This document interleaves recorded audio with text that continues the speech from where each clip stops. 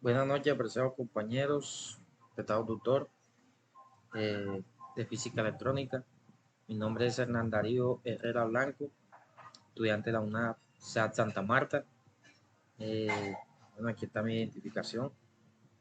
Vamos a tratar de enfocar. Ok. Eh, en esta actividad cero, vamos a hacer la explicación de los 5 conceptos que leímos. Aquí está mi presentación. Física electrónica, presentada por Hernán Darío Herrera Blanco. Perteneciente al grupo 10-04-14-36.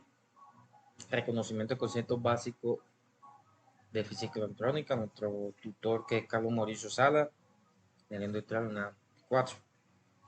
Entonces, el primer tema es la carga eléctrica. Bueno, la carga eléctrica es la cantidad no controlada que hay en un objeto o en la materia. Puede ser, o sea, cualquier objeto que existe tiene cargas, ya sean positivas o sean negativas. Estas cargas a veces se atraen o se repelen, eh, porque cada objeto que existe tiene átomos. Y ya sabemos que los átomos están compuestos por electrón, por protón y neutrón. Entonces la ley de Coulomb, que es la ecuación que básicamente se emplea para la carga eléctrica, encontramos que F, donde F es la fuerza expresada en Newton, Q1 y Q2 son dos cargas eléctricas expresadas en Coulomb que se atraen o repelen proporcionalmente. Y la resistencia, por aquí, bueno, la resistencia es la distancia que separa dicha carga, siendo inversamente proporcional a las cargas eléctricas. Aquí está entonces, estas son las cargas eléctricas, Q1 y Q2, y la distancia es la resistencia. Entonces, esto sería igual a la fuerza. Pasamos a la siguiente diapositiva, que viene siendo diferencia de potencial, o lo más conocido como voltaje. Bueno, en otras palabras, el voltaje es la fuerza con que movemos esa energía que hay en esos objetos. Es la fuerza. Entonces,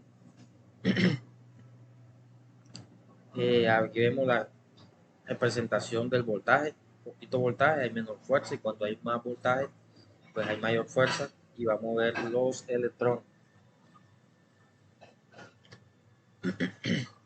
El voltaje también está representado en la ley de Ohm. Tenemos donde voltaje eléctrico es igual a la energía entre la carga, está representada en columnas. Intensidad de corriente. La intensidad de corriente está representada también por la ley de Ohm, donde I es igual al voltaje sobre la resistencia. Entonces, ¿qué es la intensidad de corriente? Es la cantidad de carga que pasa por un conductor en una unidad de tiempo. La cantidad de corriente se mide en amperios. O sea, los electrones que los mueven los voltajes es esa cantidad de electrones que pasa. Entonces aquí vemos la representación también que pasa por un cable. Entonces uno lo mide pues, en una unidad de tiempo para expresarlo bien. Aquí entonces tenemos densidad de corriente. La densidad de corriente viene dada por, aquí tenemos una representación como hidráulica, para que veamos que cuando existe una densidad, o sea, es el flujo, vamos a darle aquí, es la magnitud vectorial que tiene unidades de corriente eléctrica por una superficie. En otras palabras, se define como la corriente en una unidad de área, o sea, la cantidad de corriente que fluye por una determinada área. Voy a hacer 2 videos en Zoom para poder seguir explicando. Ok, entonces continuamos con la presentación. Estamos en la densidad de corriente. Bueno, decíamos que eh, eh, se define como la corriente en una unidad de área. Entonces, si por ejemplo habría más corriente, si lo vamos a coger en un punto específico que acá, ¿no? El área es más pequeña, obviamente la corriente es más pequeña. Continuemos entonces con nuestro quinto tema, que es la resistencia eléctrica. La resistencia eléctrica, bueno, comencemos diciendo que, perdón, resistencia eléctrica es la posición de corriente, es la posición a flujo de corriente eléctrica. Es, sí, en un conductor, cuando se le pone una resistencia, por ejemplo, el conductor aquí era más grande, a ver, tenía más área, por ejemplo, entonces el caudal o el flujo de corriente era mayor, pero si angotamos ese conductor, entonces el flujo va a ser menor. Por eso en este punto hay resistencia. Tenemos conductores, el- la resistencia para que, o sea, esto lo que nos quiere decir que si por ejemplo un cable es un conductor y si no tiene resistencia, los electrones, la corriente eléctrica va a fluir libremente. Semiconductores quiere decir que hablemos de cables, sí, un conductor puede ser cualquier material, pero que sea conductor. Cuando son semiconductores quiere decir que ya la capacidad de conducir se disminuye, ya sea es por las propiedades mismas del material. Y aislante, sí, es cuando un conductor aísla, o sea, no deja pasar la corriente. Entonces, por ejemplo, en los semiconductores es lo que básicamente se usa en la resistencia para variar el paso de corriente.